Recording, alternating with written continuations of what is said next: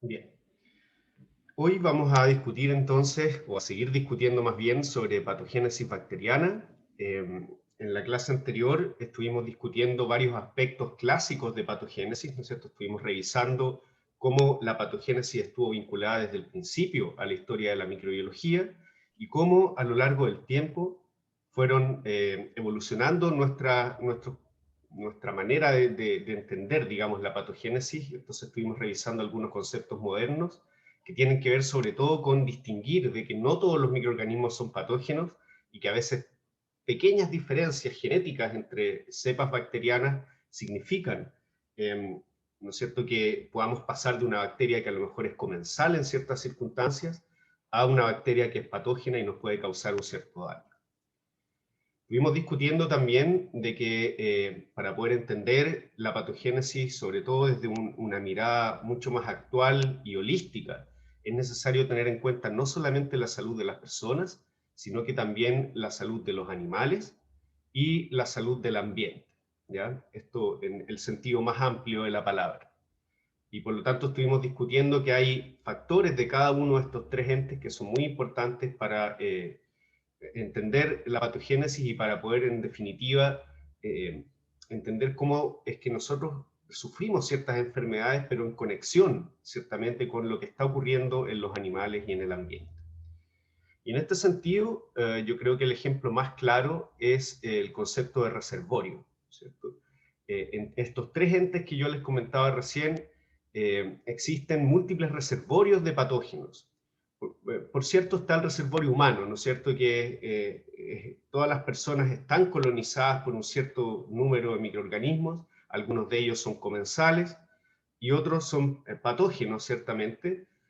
Veíamos que, por supuesto, el resultado de la interacción entre un patógeno y un hospedero no siempre era el mismo. No depende solamente del patógeno, sino que depende también del hospedero.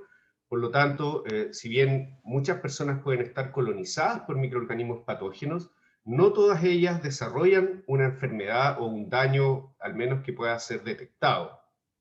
¿Ya? Por lo tanto, mucha gente se transforma en portador de un cierto patógeno. Y el caso más claro hoy en día es el caso del SARS-CoV-2, en donde sabemos que muchas personas, a pesar de estar infectadas, no desarrollan la enfermedad. ¿Ya? Por lo tanto, hay ciertamente un reservorio humano que es muy importante de patógenos humanos, claramente.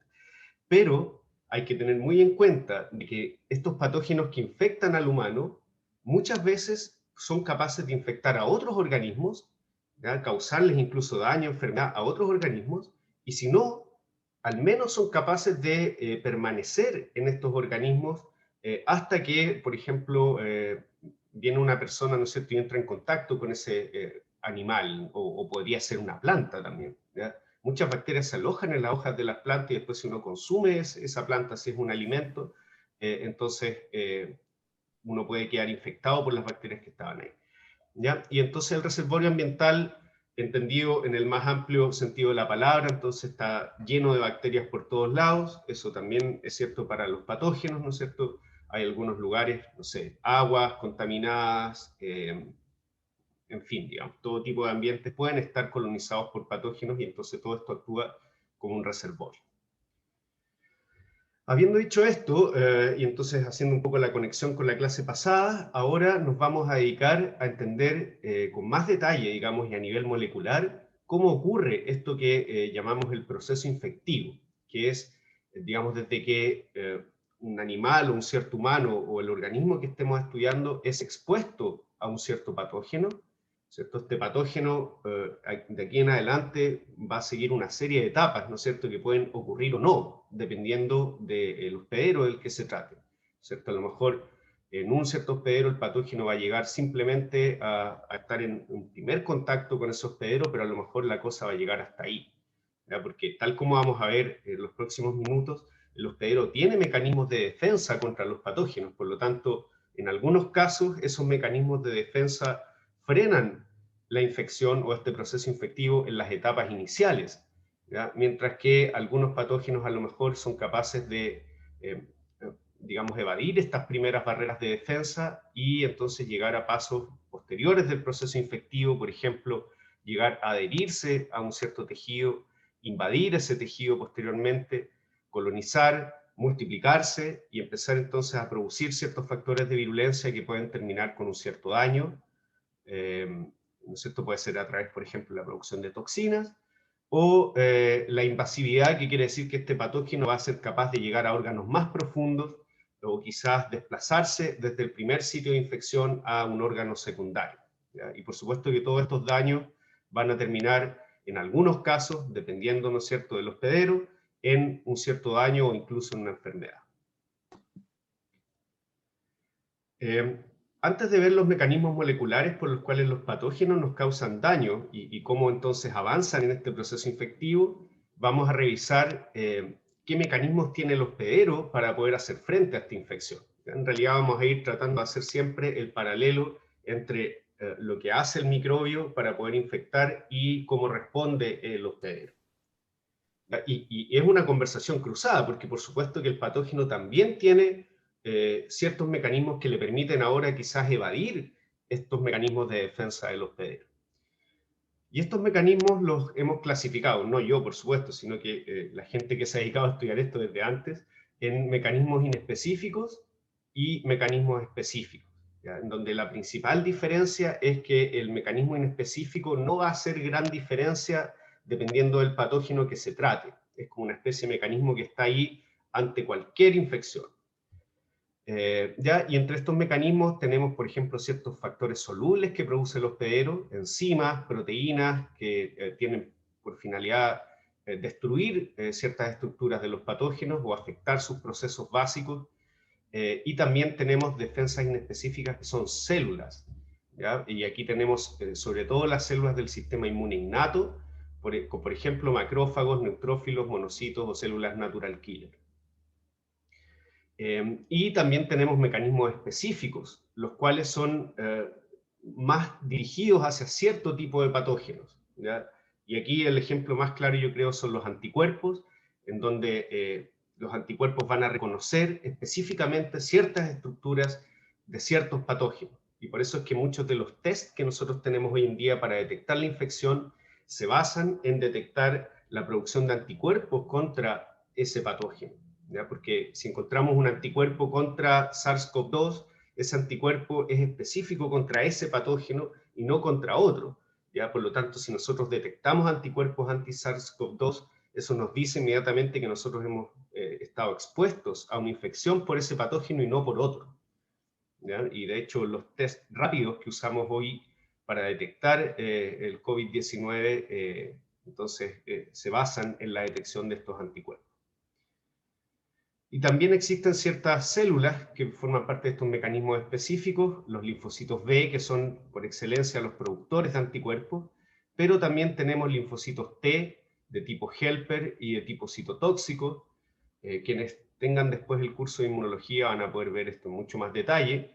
Por ahora, yo creo que lo importante es que tengan claro que existen estos mecanismos, más allá de cómo funcionan específicamente.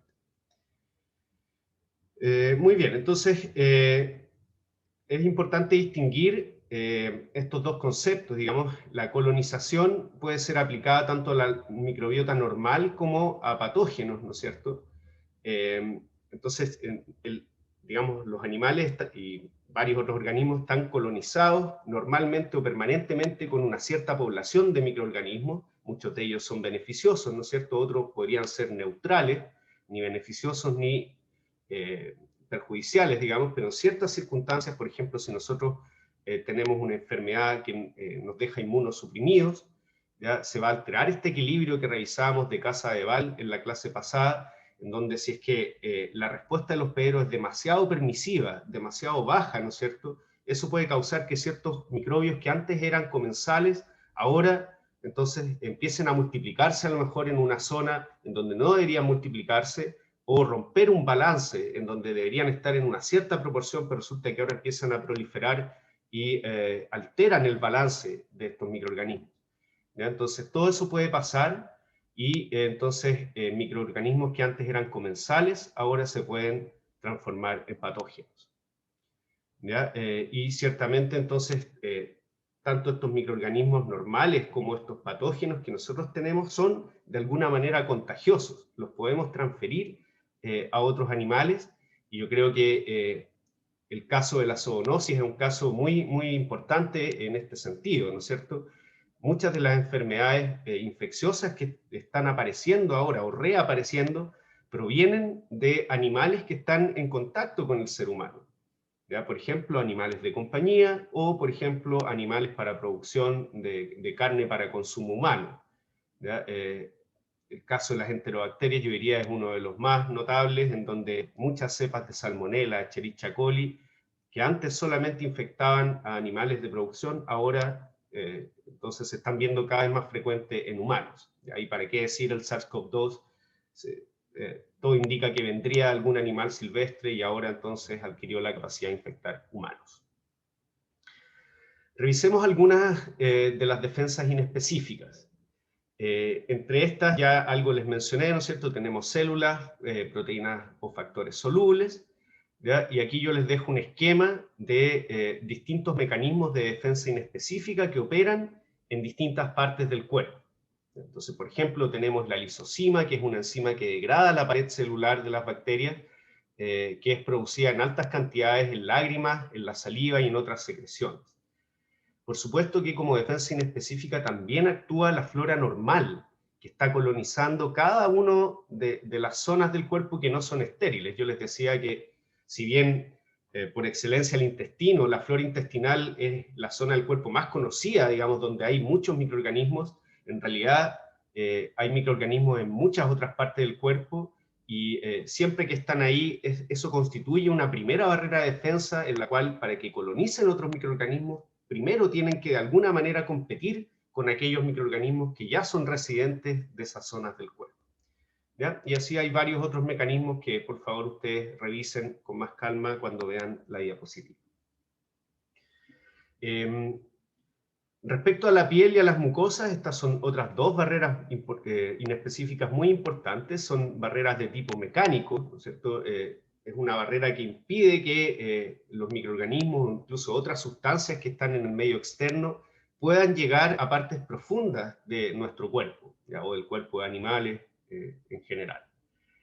En el caso de la piel, mantiene una sequedad que inhibe la proliferación de microorganismos en su superficie, ¿cierto?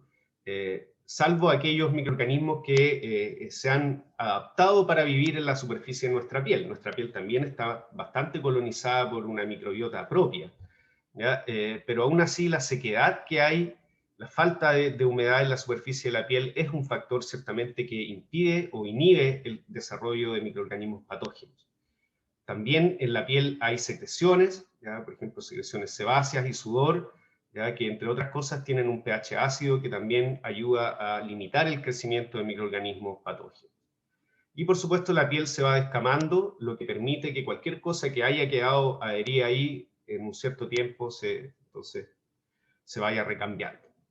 Algo similar ocurre con las mucosas, ya que sería como nuestra piel interna, ¿no es cierto? Por ejemplo, la mucosa intestinal, en donde tenemos un epitelio celular que está formado por células muy juntas, que además tienen sistemas para mantenerse adheridas unas con otras, ¿no es cierto? Justamente para evitar la penetración de microorganismos o sustancias al lumen, o sea, no al lumen, quiero decir, sino que a la cara basal de este epitelio. El lumen es este que está aquí arriba, digamos, donde están los microorganismos. ¿Ya? Además de esta barrera física, los epitelios normalmente producen ciertas secreciones como mucosas, y estas mucosas ayudan a crear un microambiente para que se desarrolle la flora normal y también constituyen una barrera física para la adhesión de microorganismos patógenos que evita que lleguen a la superficie de las células epiteliales. Vamos a ver que Salmonella, por ejemplo, es un patógeno que al entrar al intestino lo que hace es inmediatamente intentar adherirse a las células epiteliales y a través de ciertos factores de virulencia promover su fagocitosis o la entrada a estas células epiteliales. Y Salmonella es especialista en multiplicarse al interior de estas células epiteliales. ¿Ya? Por lo tanto, cualquier barrera que impida que Salmonella llegue a la superficie de estas células y posteriormente entre a ellas va a ser una barrera que va a ayudar entonces a prevenir la infección.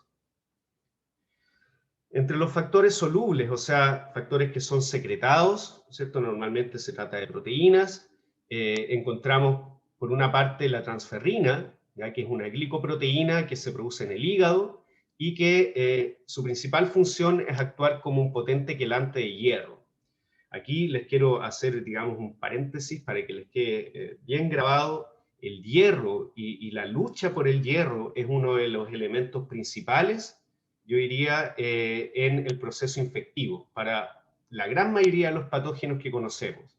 El hierro es un elemento indispensable para todos los seres vivos, y en particular para las bacterias es muy importante. Hay muchas proteínas bacterianas que usan hierro como cofactor, y a su vez, el hierro en su forma biodisponible es muy escaso en la superficie del planeta Tierra. ¿Ya? Hay mucho hierro en nuestro planeta, pero está en formas que no son aprovechables directamente por las formas de vida que hay acá. ¿Ya? El hierro soluble, que es este hierro 3, es el cual es muy escaso. Y dentro de los animales es aún más escaso, porque en nuestro plasma está esta proteína que quela hierro, o sea, secuestra el hierro que está en los fluidos, ¿no es cierto?, en los tejidos y en los fluidos, por ejemplo, la sangre, justamente para que no esté disponible para las bacterias que necesitan captarlo y entonces de esa manera poder avanzar en el proceso infectivo. ¿Ya? Entonces hay una lucha descarnada por el hierro durante el proceso infectivo, en donde el hospedero produce transferrina que mantiene lo más posible quelado el hierro para que la bacteria no tenga acceso a él, pero en respuesta muchos patógenos producen un tipo de sustancia que conocemos como sideróforos, que tienen una muy alta afinidad por hierro y entonces que tratan de quitarle un poco este hierro a la transferrina. Entonces las bacterias producen estos sideróforos, los secretan al medio extracelular y después los captan cuando vienen cargaditos con hierro. Otros factores solubles muy importantes como defensa ante la infección es el sistema del complemento, ¿ya? Que también es considerado como parte del sistema inmune. Y este sistema de complemento no es más que un conjunto de proteínas, ¿ya? Que promueven básicamente tres cosas. Por una parte, promueven la opsonización de los patógenos. ¿Qué quiere decir esto? Que parte de estas proteínas del complemento van a ir dirigidas a recubrir la superficie de los patógenos. La van a decorar, ¿no es cierto?, con una especie de banderita, ¿ya? Va a quedar cubierto de proteínas, y esa señal, ese estar cubierto de proteínas, es una, digamos, una señal, valga la redundancia, para que otros componentes del sistema inmune, ¿ya? Por ejemplo, las células, los linfocitos T u otras células como las natural killer, vengan y entonces, digamos, reconozcan que eso es una bacteria que está marcada como una señal de alerta, ¿ya? Y eso favorece entonces la posterior fagocitosis de esas bacterias, ¿ya? En el caso de la fagocitosis, si es que la destrucción es por fagocitosis, eso se hace principalmente por macrófagos y en menor medida por neutrófilos, ¿ya? Y si es que es una lisis más bien a través de mecanismos citotóxicos, eso es a través de los linfocitos T principalmente.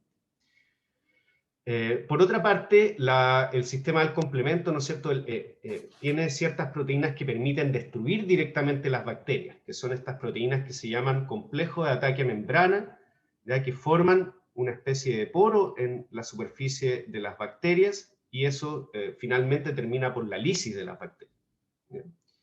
Y por otra parte, la tercera función muy importante del complemento es que cuando se detectan las bacterias y se produce esta opsonización, además se induce una respuesta inflamatoria, ¿ya? Eso quiere decir, digamos, de que empiezan a producirse un montón de señales químicas como citoquinas, que lo que hacen es atraer a otros componentes del sistema inmune hacia ese lugar, ¿cierto? Y ahí se forma el campo de batalla con el patógeno. Vamos a hacer un poquito un paralelo entre los mecanismos de defensa innato y adaptativo, sobre todo desde el punto de vista del sistema inmune. ¿Ya? Tenemos, esto es una especie de adelanto de las clases de inmunología, y para quienes, yo entiendo que no todos tienen inmunología después, acá, ¿no es cierto? Creo que solamente las y los biotecnólogos tienen inmunología.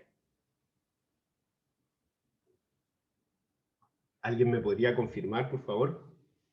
Si aprovecho de saber que hay alguien detrás de la pantalla.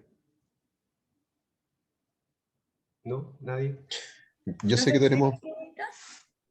Ay, perdón. ¿Sí? Yo quería saber cuál era la pregunta. La pregunta es si ambas carreras que tienen este curso tienen después el curso de inmunología. Ah,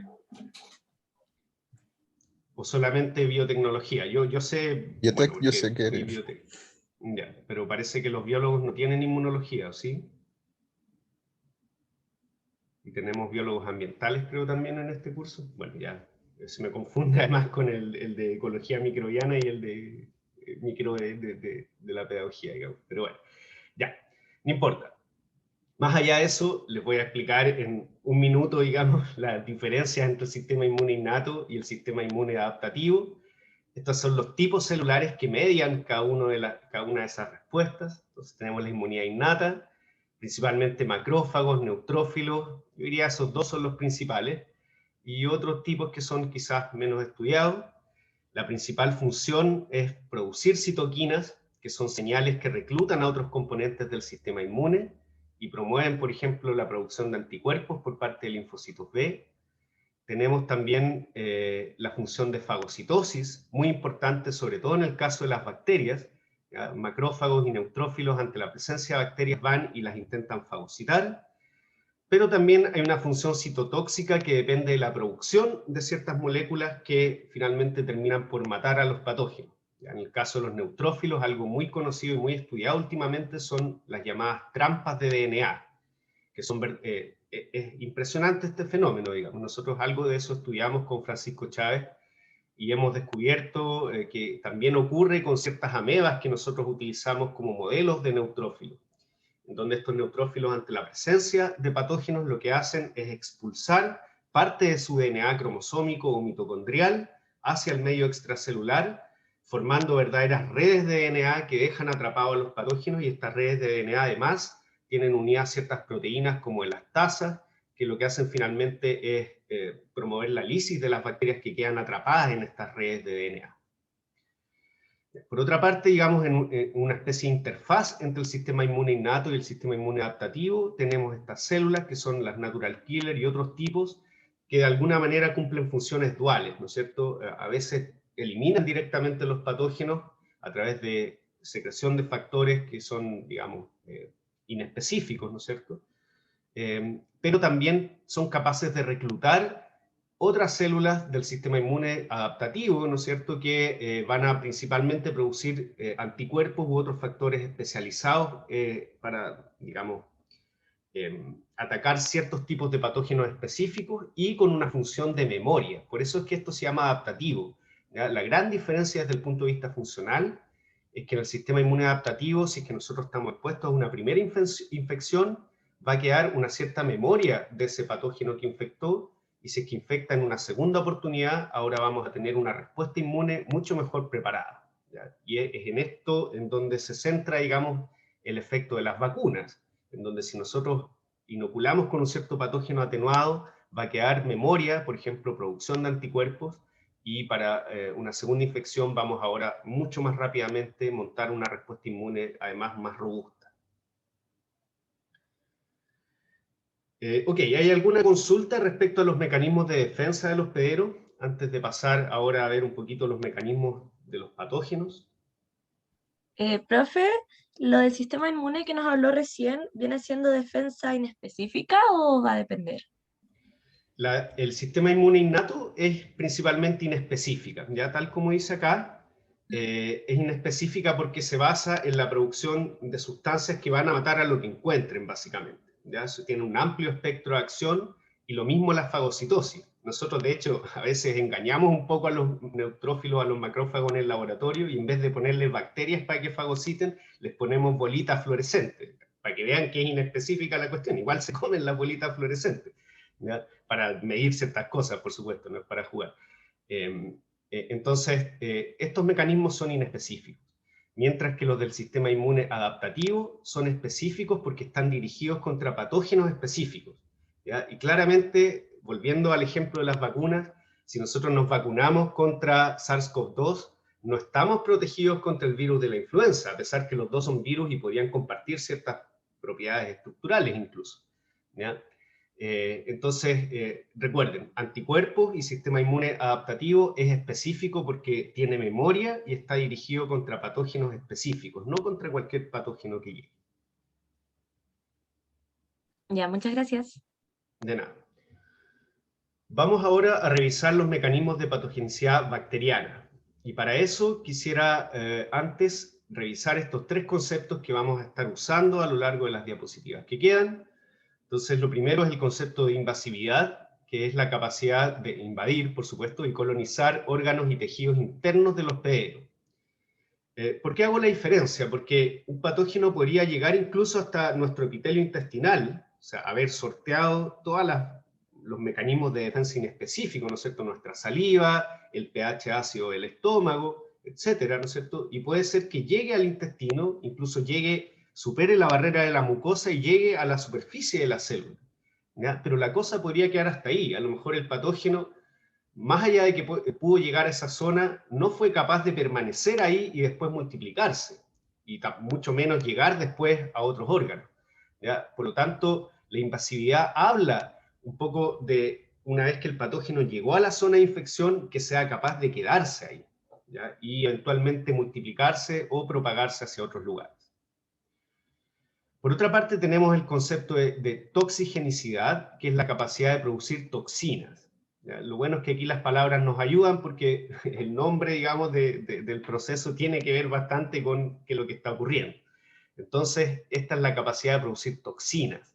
No todas las bacterias son capaces de producir toxinas, algunas sí, ¿no es cierto? La toxina del cólera, la toxina del tétanos, que son básicamente proteínas que van a ir directamente a la célula de los PEERO y van a interferir con algún proceso de esa célula.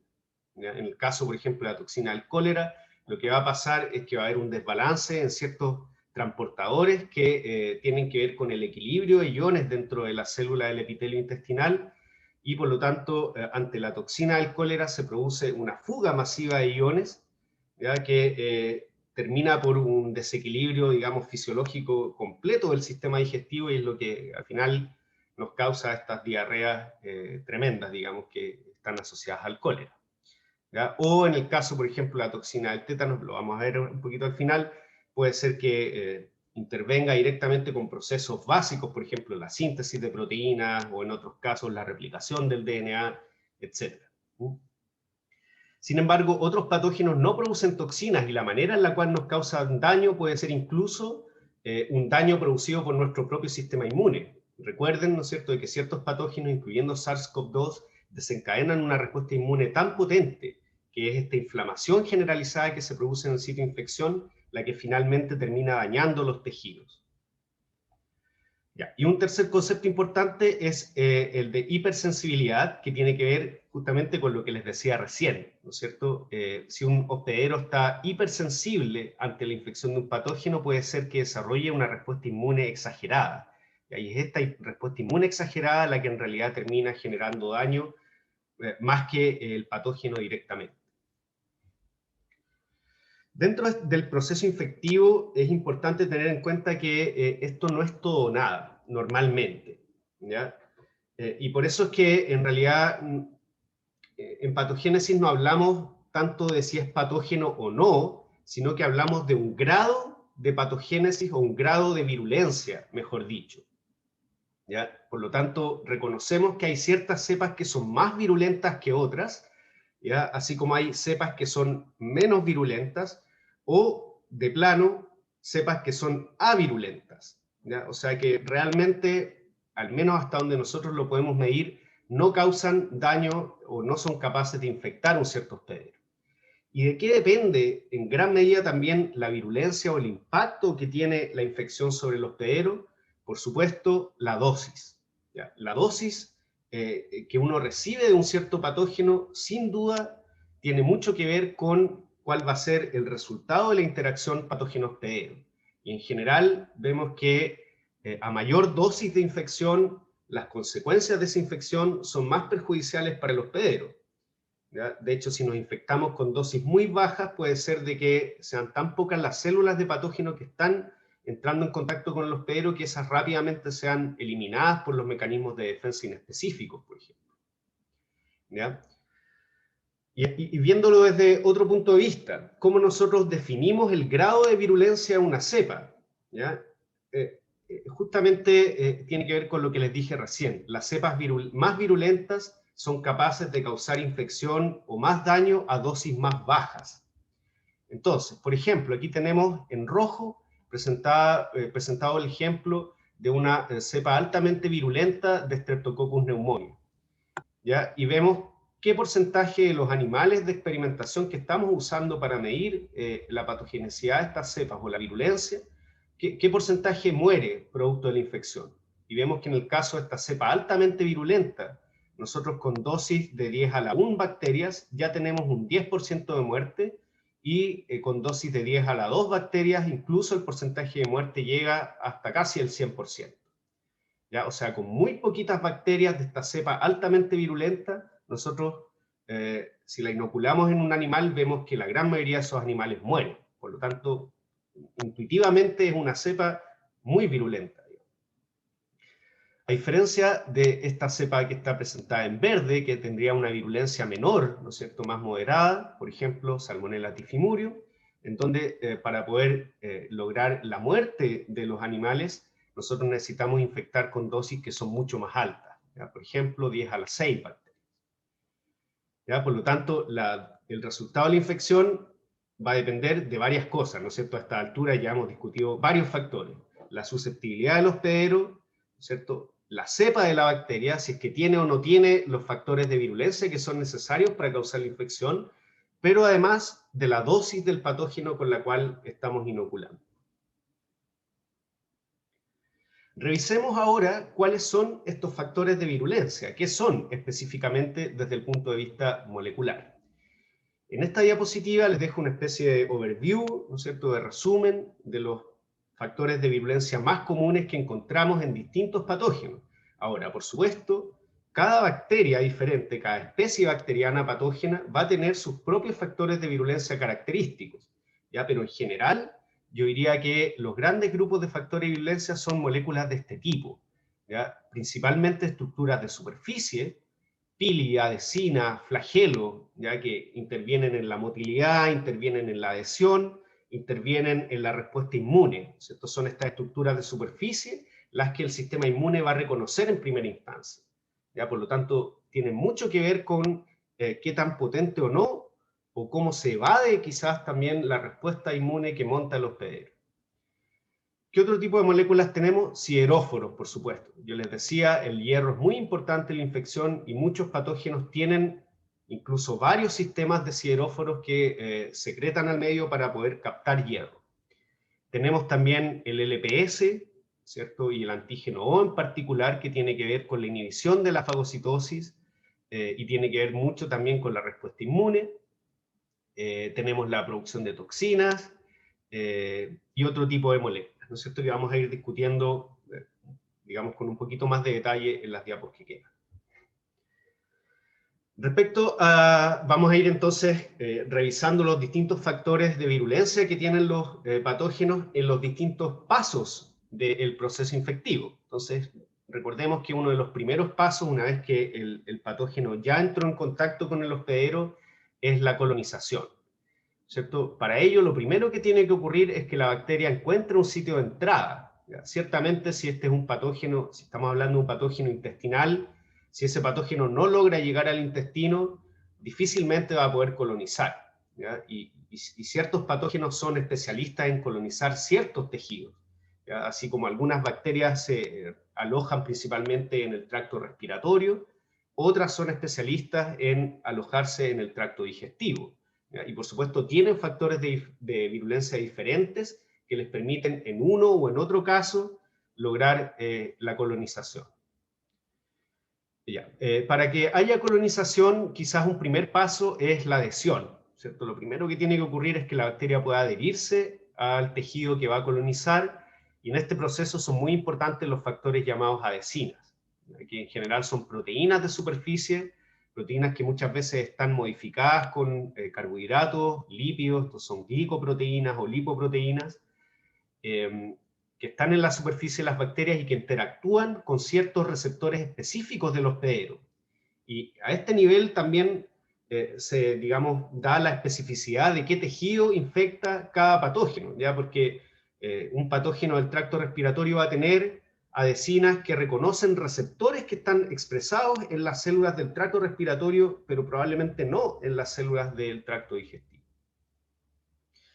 Aquí ¿hay alguna consulta, perdón? Ok. En esta diapositiva les dejo un ejemplo de adhesinas con dos patógenos bastante conocidos, Neisseria meningitidis y Bordetella pertussis. ¿Ya? Ambos son patógenos que se especializan en invadir y en colonizar y en invadir, dicho en el orden correcto, el tracto respiratorio. ¿Ya? Entonces, en el caso de Neisseria, tenemos adhesinas muy famosas, ¿no es cierto?, que son estas que están representadas acá.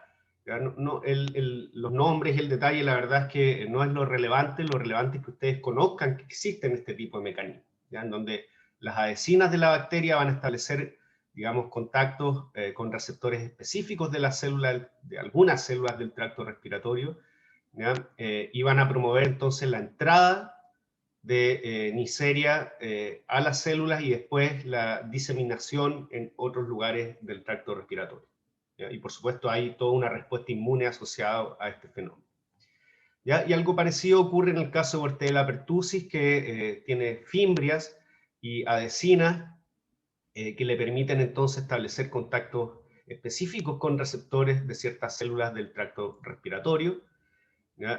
No solo eso, sino que además Bordetella tiene ciertos factores que lo que hacen es promover la rigidez en los cilios de este epitelio respiratorio, ¿ya? Y esa rigidez de los cilios facilitan la colonización de un mayor número de células de Bordetella. Entonces aquí está un poco Profe, un esquema. Sí, perdón. disculpe, explique el esquema y después yo le hago la pregunta si quiere. ¿Perdón? No te escuché. Si quiere, explique el esquema porque lo está iba a explicar y después yo le hago la pregunta. Ok, Si no hay quiere. problema. Ok, gracias. Simplemente quería decir, sin ánimo de entrar en mayores detalles, ¿no es cierto? Este es un esquema de la célula de Bordetella y vean todos los apéndices que salen de esta célula y todos tienen un rol muy importante, sobre todo en el proceso de adhesión al epitelio, ¿ya? Y además Bordetella también es capaz de producir una toxina que causa un cierto daño. Entonces aquí hay un esquema, digamos, de la membrana de Bordetella, ¿ya? Los distintos mecanismos o sistemas de producción de estos apéndices, ¿no es cierto? De esta fimbria, de esta hemaglutinina, que es uno de los factores de adhesión más famosos de Bordetella. Ahora sí. Excelente, muchas gracias. Entonces, estaba pensando y se me vino a la mente las clases del profesor Giuliani y estas bacterias al colonizar y adherirse, por ejemplo, a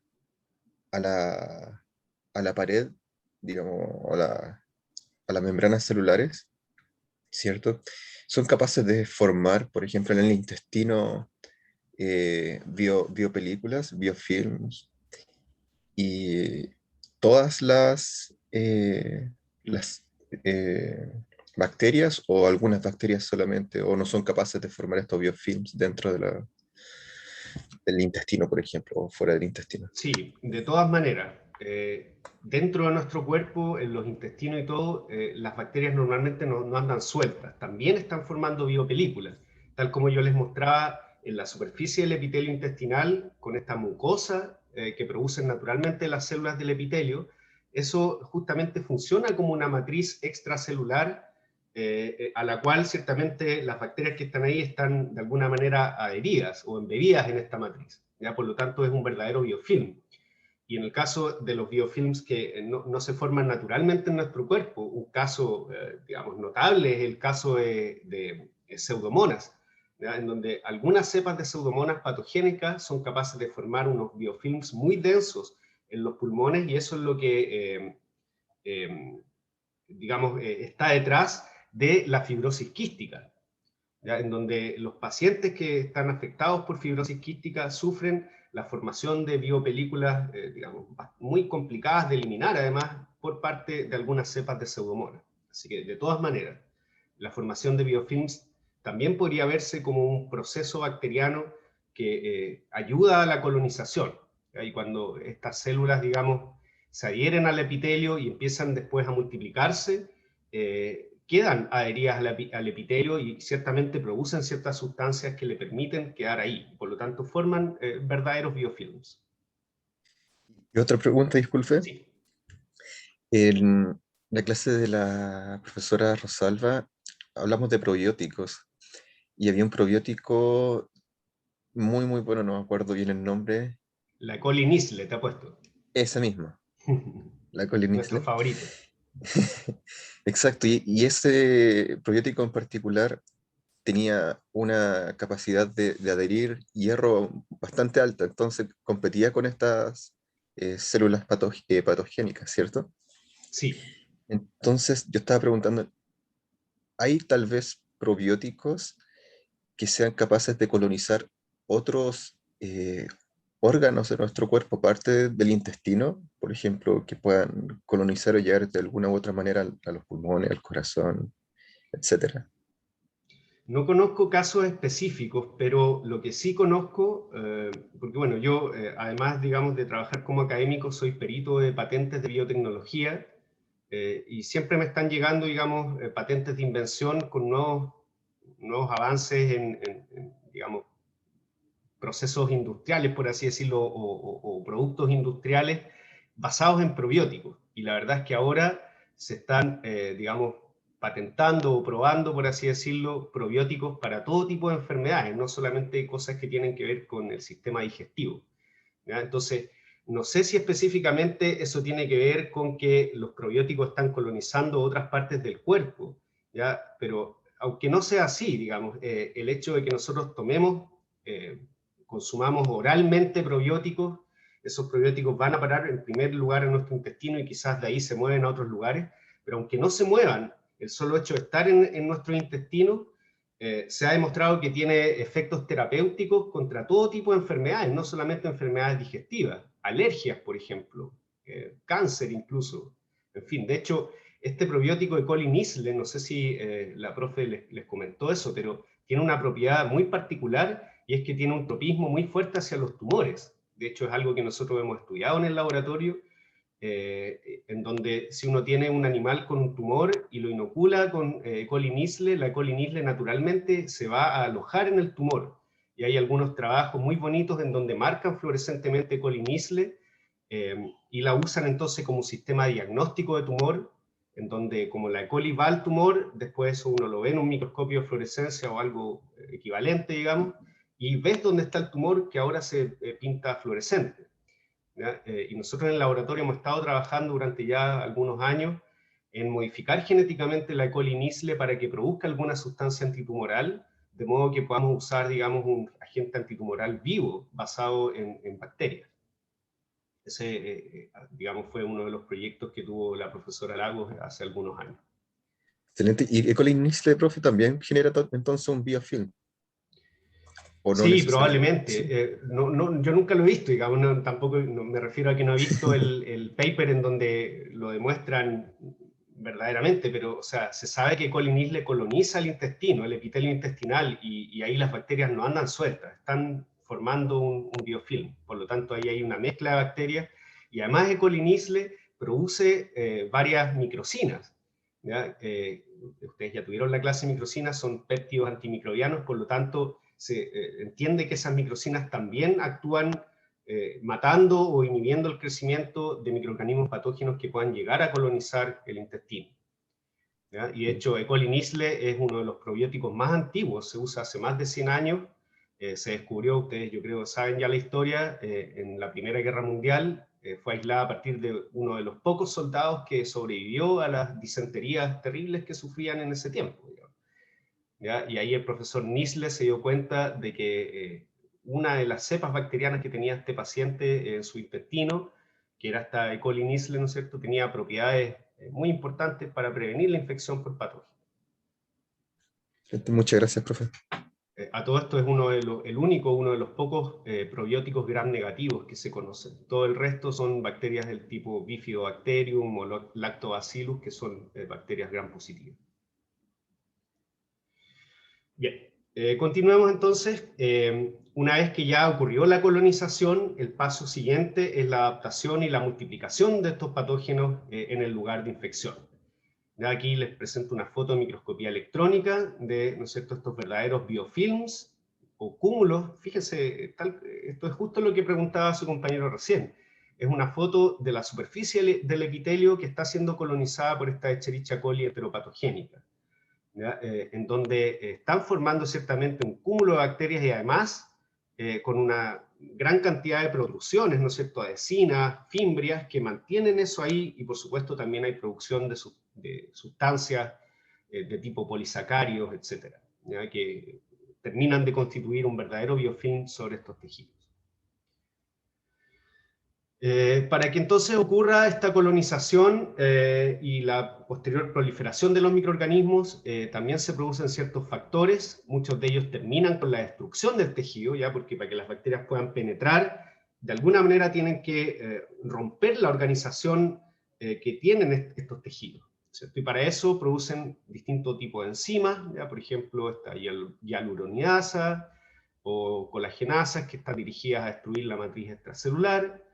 Tenemos también producción proteasas, lipasas, nucleasas, todo tipo de enzimas que puedan de alguna manera destruir la célula, digamos, no necesariamente destruir, digamos, sino que quizás causar cierta perturbación en la célula o destruir parte de sus estructuras para poder entrar a la célula, porque recuerden que hay patógenos que viven dentro de la célula, por lo tanto, matarla, digamos, desde un primer momento no es muy buena idea. ¿Ya? Pero sí pueden causar cierta desorganización de estas células para promover, entonces, la entrada, la invasión.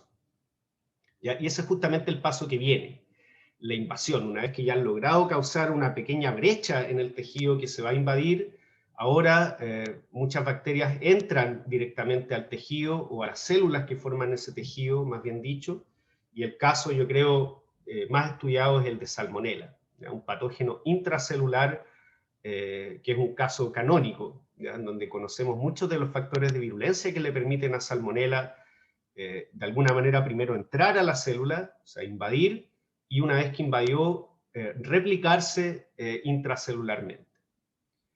¿Ya? Y aquí hay algunos mecanismos de invasión que en realidad ya hemos ido discutiendo a lo largo de las diapositivas anteriores. Aquí les muestro simplemente algunas fotos de Salmonella, digamos, o en realidad no sé si es Salmonella, pero podría ser cualquier bacteria tipo Salmonella durante el proceso de invasión de la célula. ¿Ya? Por lo tanto, realmente algunas bacterias son capaces de causar perforaciones en los tejidos, por así decirlo, o inducir, digamos, que la célula de alguna manera englobe la bacteria.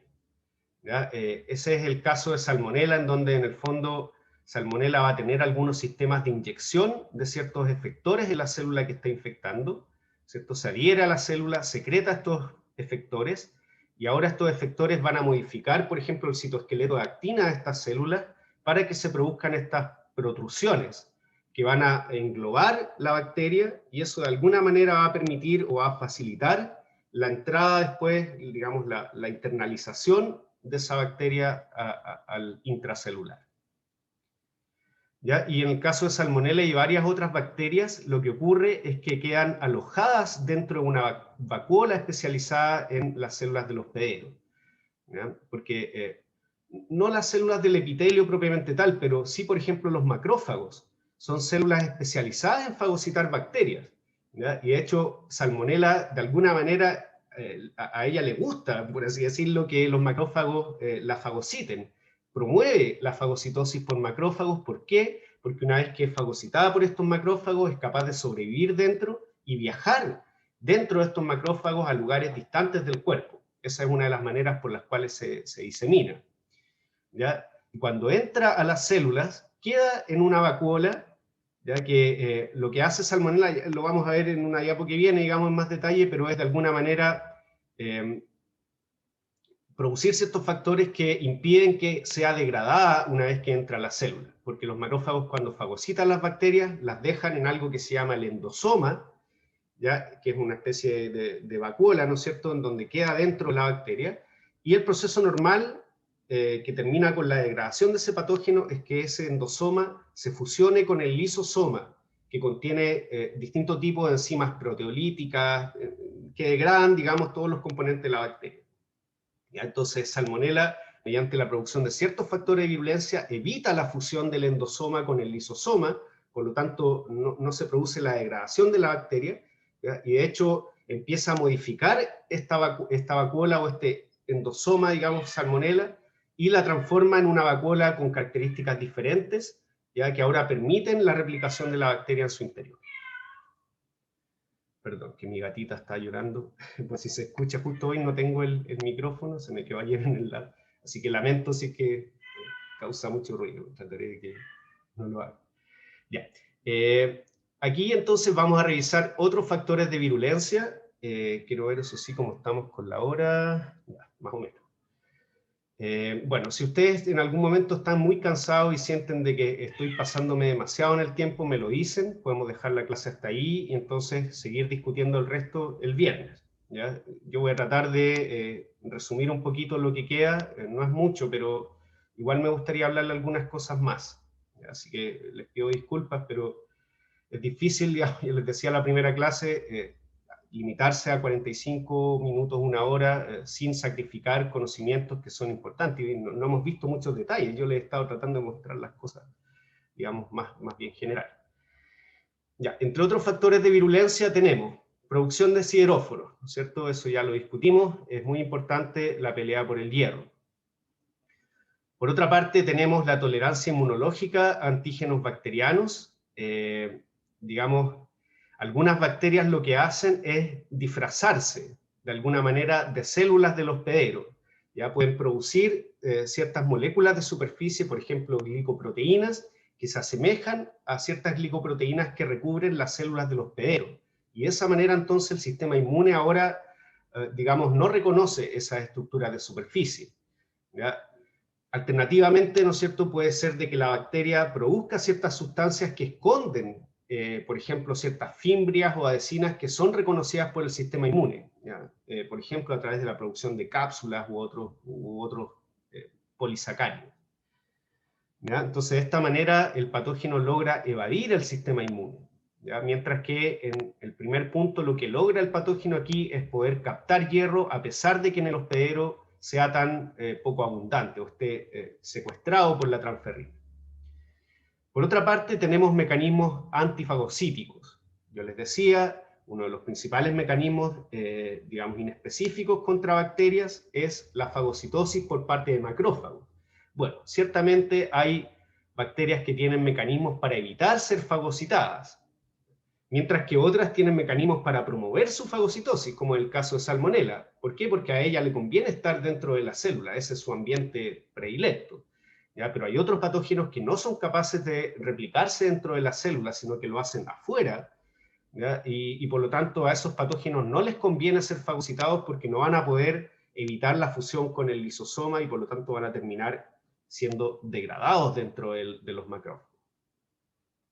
¿Ya? Y también hay factores, digamos, que directamente van a dañar o a matar los macrófagos, ¿ya? Por ejemplo, ciertas toxinas. Y un cuarto tipo de factores de virulencia, muy común en varios tipos de patógenos, son aquellos que le permiten, digamos, permanecer en el lugar de la infección o colonizar otros sitios, y por supuesto replicarse en esos lugares. ¿Ya? Entonces son factores que permiten la persistencia de los patógenos en los lugares de infección, por supuesto para esto también es importante evadir el sistema inmune. ¿Ya? Claramente una de las maneras por las cuales los patógenos pueden permanecer en un cierto lugar del cuerpo es mantenerse, digamos, a salvo del sistema inmune. Y se piensa, de hecho, que esa es una de las razones por las cuales E. coli Nisle y también ciertas cepas de Salmonella tienen tanto tropismo por los tumores, porque es una zona protegida del cuerpo y que además es muy rica en nutrientes. ¿Ya? Los tumores, en el fondo, en ese microambiente tumoral, en el seno del tumor, ahí no llega el sistema inmune y se producen muchas sustancias nutritivas, por así decirlo, que las bacterias aprovechan. ¿Ya? Entonces, esa es una de las explicaciones por las cuales algunas bacterias tienen tropismo por tumores. Entonces, todas estas propiedades que les listo acá tienen que ver sobre todo con estructuras de superficie. ¿Ya? Entonces, eso lo vamos a ver en un segundo. Antes que eso, les muestro los sideróforos. Estos son distintos tipos de sideróforos que producen distintos tipos de bacterias. Muchas de ellas producen más de un tipo. ¿Ya? Esta es la estructura química de las moléculas. No es importante el detalle, pero para que vean de qué tipo de moléculas se trata. ¿ya? Y lo que tienen en común todas estas moléculas es que tienen una altísima afinidad por hierro, ¿ya? De hecho, no sé si está acá, la enterobactina es uno de los sideróforos que se conoce que tienen mayor afinidad por hierro. Yo creo que esto lo vieron en la clase con la profesora Lagos.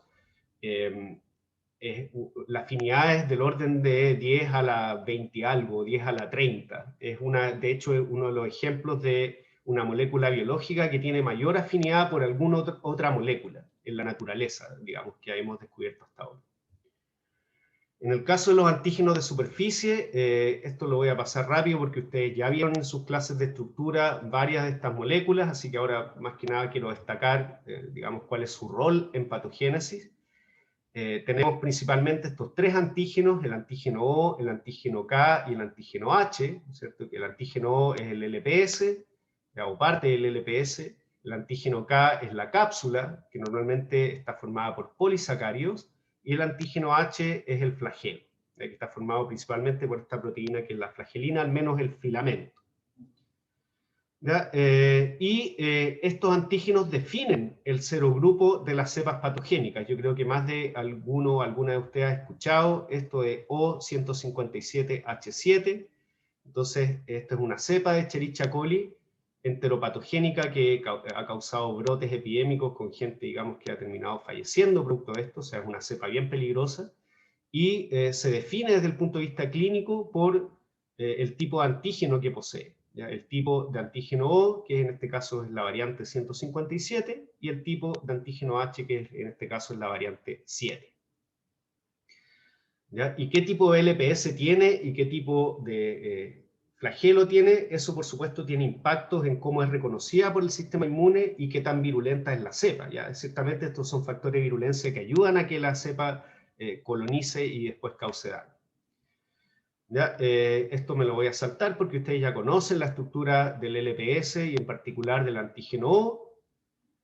Y bueno, recordar también de que como parte de este LPS tenemos también el lípido A, que es conocido como una endotoxina. Vamos a hablar de eso en unos minutos más. En el caso del antígeno O, o sea, digamos, estas son las propiedades funcionales desde el punto de vista de la patogénesis que tiene el antígeno O. ¿Ya? Primero, en general, en el campo clínico se habla de LPS que es rugoso o liso, ¿ya? Dependiendo si es que el antígeno O está presente o no y el largo de esas cadenas. Mientras más larga la cadena, se habla de un LPS más rugoso.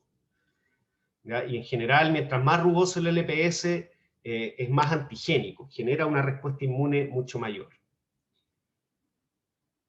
En el caso de la cápsula, ya les decía, está formada principalmente por polisacáridos y también algunas proteínas, algunos aminoácidos, no necesariamente proteínas, pero también tiene ciertos componentes de aminoácidos en algunos casos. Y entre sus roles en patogénesis están la adherencia. Ojo que aquí no siempre la cápsula es proadherencia. Ya se ha visto algunos patógenos, por ejemplo en Klebsiella pneumoniae, que nosotros estudiamos bastante.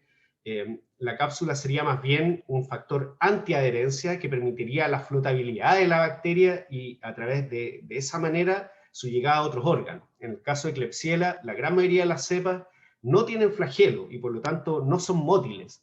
Y por lo tanto nosotros pensamos de que la manera entonces que encuentran estas bacterias para poder diseminarse es sobreproducir cápsulas y de esa manera flotan en los líquidos, digamos, y pueden ser arrastradas con mayor facilidad. ¿Ya? Pero también yo diría una función muy importante de la cápsula tiene que ver con evadir el sistema inmune y en particular la fagocitosis. Las bacterias que están muy encapsuladas en general son fagocitadas mucho peor por los macrófagos. ¿Ya? Y por supuesto que también la cápsula muchas veces ayuda a esconder estructuras de superficie que son reconocidas por el sistema inmune y por lo tanto participan en la evasión del sistema inmune. Esto es mucho detalle, me lo voy a saltar, simplemente, digamos, todas las proteínas y genes que se requieren para producir la cápsula en Escherichia coli son muchas, por lo tanto, aquí lo importante es que entiendan que la síntesis de cápsula y en general de todos estos apéndices de superficie es bastante compleja. Ustedes vieron también el flagelo, por ejemplo, tiene muchas proteínas diferentes, el motor, el ancla, digamos, el gancho que conecta el filamento con el motor, etc.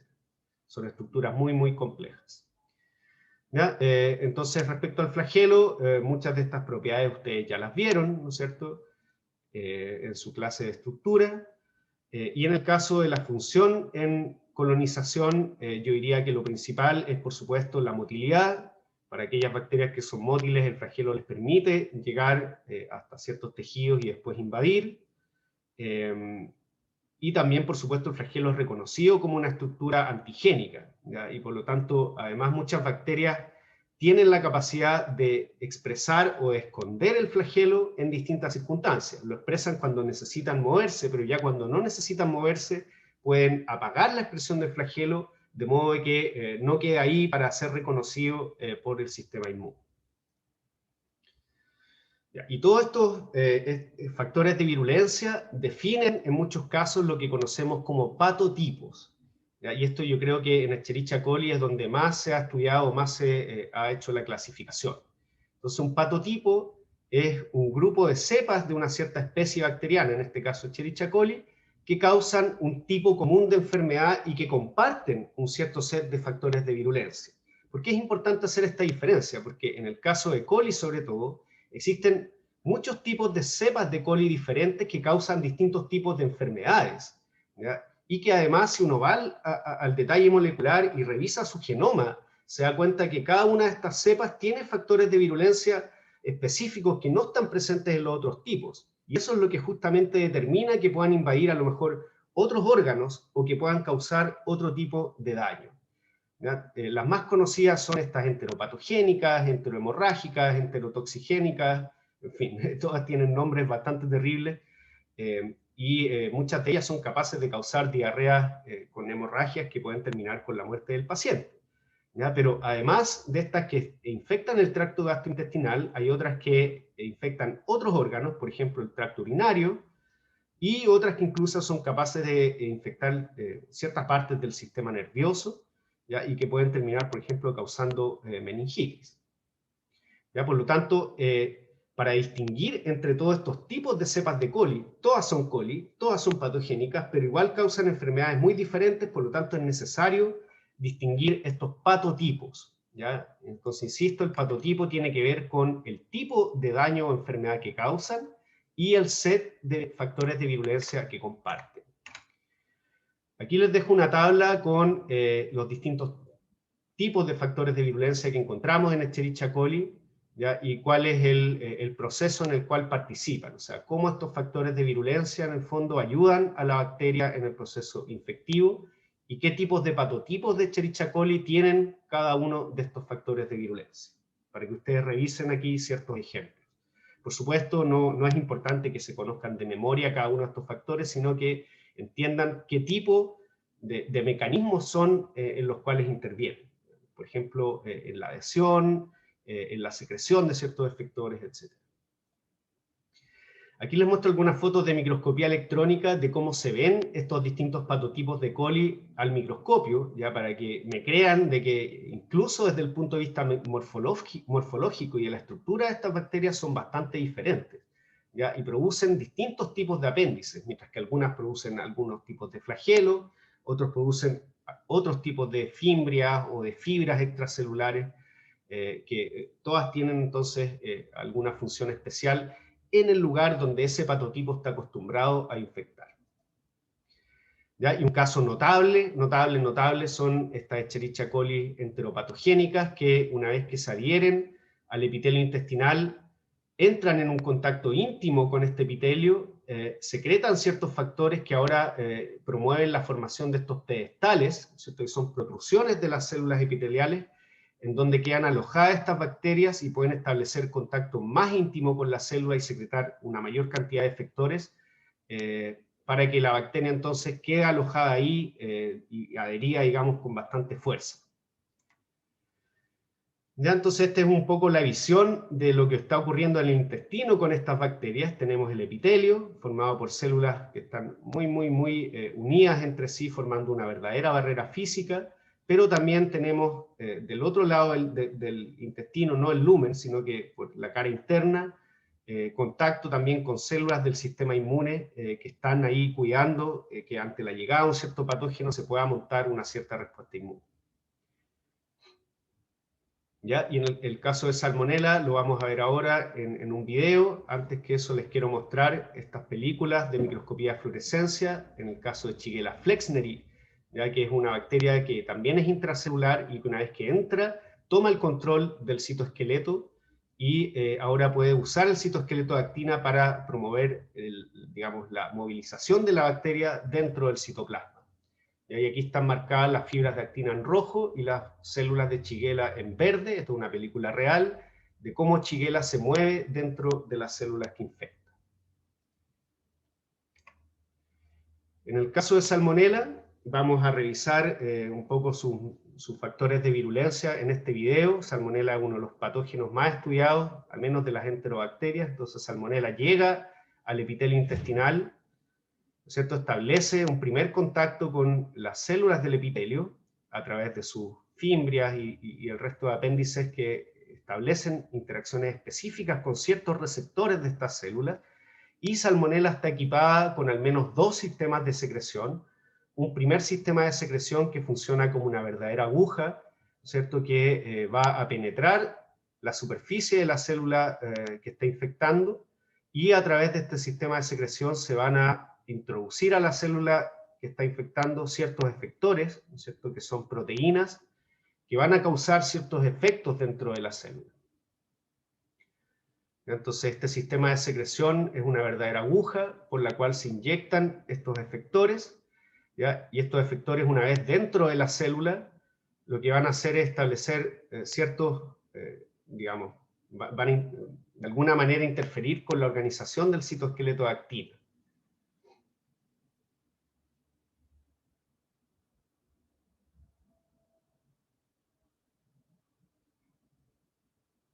¿Ya? Entonces ahí lo que se está representando es justamente la polimerización que induce Salmonella del citoesqueleto de actina para después promover su internalización. Entonces voy a adelantar eso un poco. Ahí está, sería el citoesqueleto de actina de la célula, estamos viendo por dentro, y que ahora causa entonces la protrusión de la membrana y finalmente que Salmonella sea internalizada. Y entonces Salmonella queda dentro del endosoma, que en circunstancias normales se fusionaría con el lisosoma para la degradación de esta bacteria, pero resulta que Salmonella tiene un segundo sistema de secreción que ahora expresa cuando está dentro del endosoma, ¿ya? Para secretar ahora algunos efectores hacia el citoplasma. Esto es el endosoma, todo esto es el intracelular, ¿no es cierto? Pero en cierta parte hay un endosoma donde dentro está Salmonella, y ahora Salmonella expresa este segundo sistema de secreción para secretar efectores ahora al citoplasma de la célula, y que finalmente van a impedir de que este endosoma se fusione con el lisosoma. Por lo tanto, ahora Salmonella va a poder permanecer dentro de esta vacuola. ¿Ya? De hecho, Salmonella es capaz de inducir cambios en el pH de este endosoma, el cual normalmente es ácido, ¿ya? Y de hecho las proteínas del lisosoma que degradan la bacteria, perdón, son proteínas que funcionan a pH ácido. Por lo tanto, una de las maneras de evitar que funcionen para degradar Salmonella es que Salmonella ahora modifica el pH del endosoma para que no se acidifique. Bien, en estos últimos minutos, ahora sí que ya estoy terminando, les voy a hablar un poco sobre las toxinas bacterianas. En general son proteínas que van a tener un efecto a distancia, causando un cierto daño en las células o interfiriendo con un cierto proceso. Y se distinguen dos tipos de toxinas principalmente. La endotoxina, que es el lípido A, que esta no es secretada, no actúa a distancia, por lo tanto, la única manera en la cual va a poder actuar a distancia es si la célula se lisa, y entonces parte de este lípido A, digamos, se desprende de la célula y llega a otros lugares. ¿Ya? Mientras que las exotoxinas son directamente proteínas que son secretadas hacia el extracelular y por lo tanto tienen acción a distancia. ¿Ya? Aquí les dejo algunas características, por ejemplo, algunos microorganismos bien conocidos por producir toxinas, por ejemplo, Clostridium tetani, la toxina del tétano, o la toxina difterica de Corynebacterium. Cómo se clasifican principalmente como es la proteína, ¿no es cierto? Algunas tienen dos subunidades, la gran mayoría de ellas una subunidad que es propiamente tal el dominio tóxico, ¿no es cierto? La subunidad tóxica, y otra que normalmente tiene que ver con, digamos, la entrada de la toxina a la célula blanco. ¿cierto? Que normalmente es a través de receptores específicos. ¿Ya? Y además las podemos clasificar por el mecanismo de acción, o sea, qué tipo de proceso interfieren, sobre el tipo de células sobre las cuales actúan, digamos, también de esa manera las podemos clasificar, y también sus efectos a nivel biológico, ¿ya? Por ejemplo, si causa diarrea, si causa fiebre, si causa hemólisis, etc. ¿Ya? Y la verdad es que toxinas bacterianas hay una variedad inmensa. Aquí en esta diapo me cabían solamente 29 tipos diferentes, pero la verdad es que deben ser cientos, dependiendo de la bacteria de que se trate. ¿Ya? Aquí les voy a dejar una diapositiva con algún detalle adicional respecto a algunos ejemplos de toxinas. Esta es la toxina diftérica, que es una toxina tipo AB, o sea, quiere decir que tiene dos subunidades, ¿no es cierto? La subunidad B actúa como, digamos, interactuando con el receptor celular y promueve la internalización de la toxina, y la subunidad A normalmente es la subunidad tóxica. Y en el caso de la toxina diftérica, ¿cómo es el mecanismo de toxicidad? Es principalmente, digamos, a este nivel, ¿no es cierto?, a nivel de la síntesis de proteínas. Por lo tanto, esta toxina lo que hace es de alguna manera interferir con ciertos factores del ribosoma y por lo tanto termina bloqueando la síntesis de proteínas, ¿ya? Y esto al final termina por la necrosis de las células epiteliales que están siendo afectadas por esta toxina. ¿Ya? Y en el caso de la toxina tetánica, es otro ejemplo también bastante estudiado, también una toxina B con dos unidades, ¿ya? Pero en este caso el efecto que tiene la toxina es diferente, ya no va a interferir con la síntesis de proteínas, sino que lo que va a hacer es interferir con ciertos mecanismos de neurotransmisores, ¿no es cierto?, mecanismos sinápticos que ocurren en el músculo, ¿ya? En donde ciertas neuronas inhibitorias, ¿no es cierto?, van a secretar neurotransmisores que van a frenar la contracción muscular, ¿ya? Pero en el caso de la toxina tetánica lo que ocurre es que esta secreción de neurotransmisores inhibitorios se ve bloqueada, ¿ya? Y por lo tanto el músculo está siempre activado, no está este proceso de inactivación o de relajo del músculo, y por lo tanto a nivel macro lo que sufren los pacientes que han sido afectados por la toxina tetánica es una rigidez muscular, ¿ya? Por eso es que, digamos, el tétanos es, su sinónimo, digamos, es la parálisis espástica, que quiere decir que uno queda rígido, porque no tiene este mecanismo para poder relajar el músculo. ¿Ya? Entonces aquí les dejo finalmente un cuadro comparativo entre endotoxina y exotoxina, ¿ya? Algunas características moleculares que aplican a la gran mayoría, pero ciertamente hay excepciones. ¿Ya? Y en el caso de los toxoides se habla que son toxinas que son inactivadas, ¿no es cierto? Los podemos inactivar, digamos, artificialmente por tratamientos químicos o físicos, y entonces mantienen una cierta acción, digamos, inmunizante, ¿cierto? O sea, nosotros no solamente podemos hacer vacunas a base del microorganismo completo, una bacteria inactivada, sino que podría ser una toxina inactivada que produce esa bacteria, y entonces nuestro sistema inmune genera anticuerpos contra la toxina.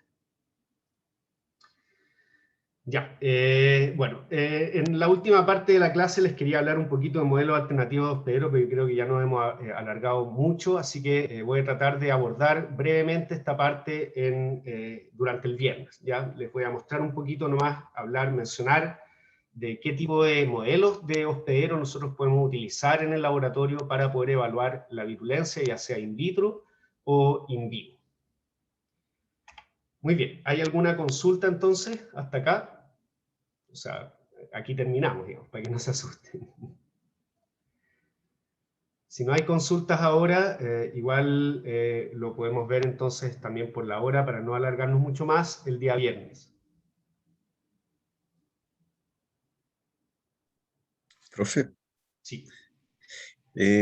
usted habló al principio de la clase acerca como de una respuesta de parte de los hospederos, si es que no me equivoco, que como que le rodea a la bacteria, al agente patógeno, y forma como una especie de banderita, digamos, para que después los... La eh, oxonización. oxonización, sí, y es para que, no me acuerdo si eran los eh, agentes, ay, ¿cómo eran? digamos, ese mecanismo es una de las funciones del sistema de complemento, ya que tenía que ver con que el agente patógeno queda recubierto por algunas de estas proteínas del sistema de complemento, y eso es una señal para que después vengan los macrófagos y otras células del sistema inmune para fagocitar ese agente patógeno. Esa es la principal función. Excelente, eso mismo. Iba a preguntarle con respecto a eso. ¿Hay agentes que cumplan ese rol, pero como ubicados en la superficie? No sé, tal vez la parte oral, en la boca, en la garganta, cosas que ya lleguen al intestino, digamos, como marcados para que puedan actuar después los Sí, macrófagos y todo eso. no sé si actúa tan a distancia, pero lo que sí es seguro, digamos, es que este sistema del complemento está en el plasma, por lo tanto está prácticamente en todos los tejidos y en la sangre, digamos, o sea, en la sangre y también en los tejidos sólidos, por así decirlo. ¿Ya? Por lo tanto, en todas partes de nuestro cuerpo va a estar la posibilidad de esta respuesta a través del sistema del complemento, principalmente en el plasma. ¿Ya? Por lo tanto, digamos, no hace falta de que una bacteria sea opsonizada en la boca y eso signifique que la bacteria vaya a llevar esa señal hasta el intestino y va a ser fagocitada en el intestino. Normalmente estas cosas ocurren a nivel local, en donde la bacteria es opsonizada, por ejemplo, no sé, en la garganta, por así decirlo. ¿Ya? Y en ese mismo lugar probablemente van a reclutarse macrófagos, van a llegar hasta ahí, ¿ya? Y van a intentar fagocitar el agente patógeno ahí mismo. No van a esperar, por así decirlo, que llegue a otros lugares del cuerpo, porque eso es muy riesgoso. ¿Ya? Y el sistema inmune trabaja de esa manera. Apenas se detecta una infección, se empiezan a producir estas citoquinas y otras señales químicas que al final lo que hacen es reclutar al sistema inmune en el lugar donde se detectó la infección, rápidamente. Ok, ¿y la oxinación?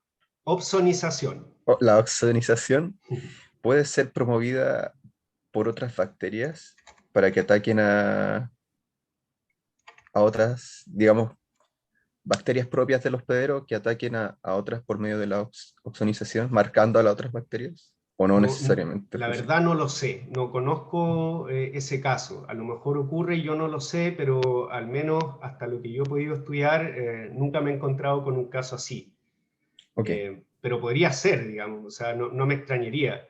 Las bacterias en el fondo tienen una diversidad de mecanismos para poder causar daño. Y una cosa a tener en cuenta, normalmente los patógenos, incluso los más estudiados, por ejemplo, Escherichia coli, Salmonella, si uno ve el genoma y ve todas las proteínas que están codificadas en ese genoma, más o menos un 40% son proteínas con función aún desconocida. Por lo tanto, todo lo que les he hablado es en base a conocer más o menos, con suerte, el 60% de las proteínas que tienen codificadas en su genoma estas bacterias.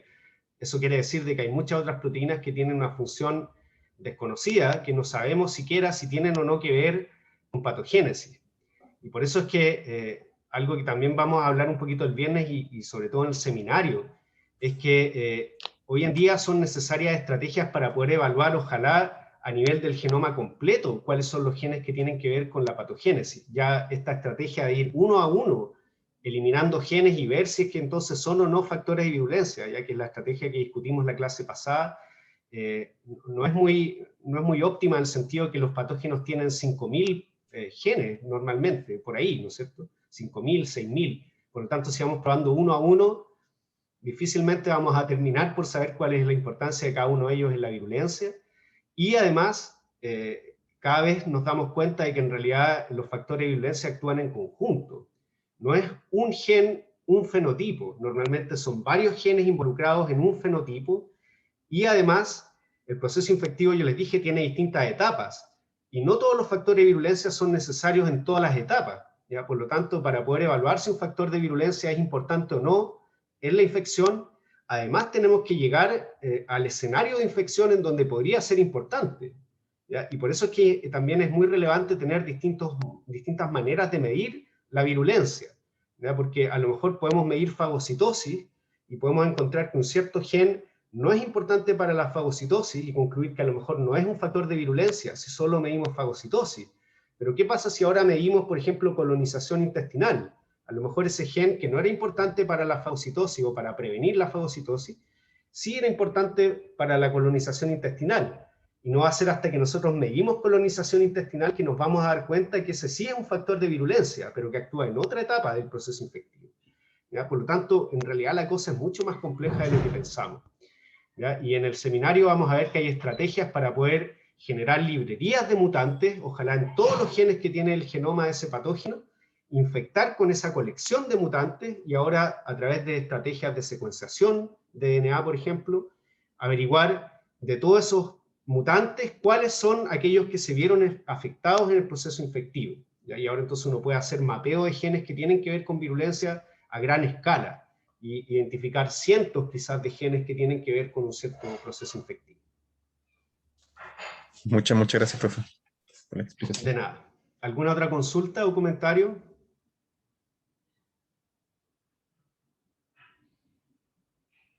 Muy bien, muchas gracias por su atención. Pido disculpas por haberme extendido más de la cuenta, pero espero que sea en su beneficio, en realidad, que no dejen de aprender cosas que son realmente relevantes. Aparte que esta es la última clase de patogénesis que tenemos, así que no había mucha más instancia de poder transmitirle esos conocimientos. Algo vamos a volver a tocar después en nuestra clase de evolución del genoma bacteriano. Ahí vamos a tratar de entender ahora desde el punto de vista genético cómo es que estas cepas ganan o pierden ciertos factores de virulencia y se transforman entonces en patogénicas o comensales. Eso. Muchas gracias, entonces nos vemos el viernes. Bueno, y nos vemos más rato en el trabajo práctico también. Nos vemos, chao, chao. Vale, chao. Muchas gracias, Chao. profe. Nos vemos, Profe, que profe. para la clase. Hasta luego. Cuídese.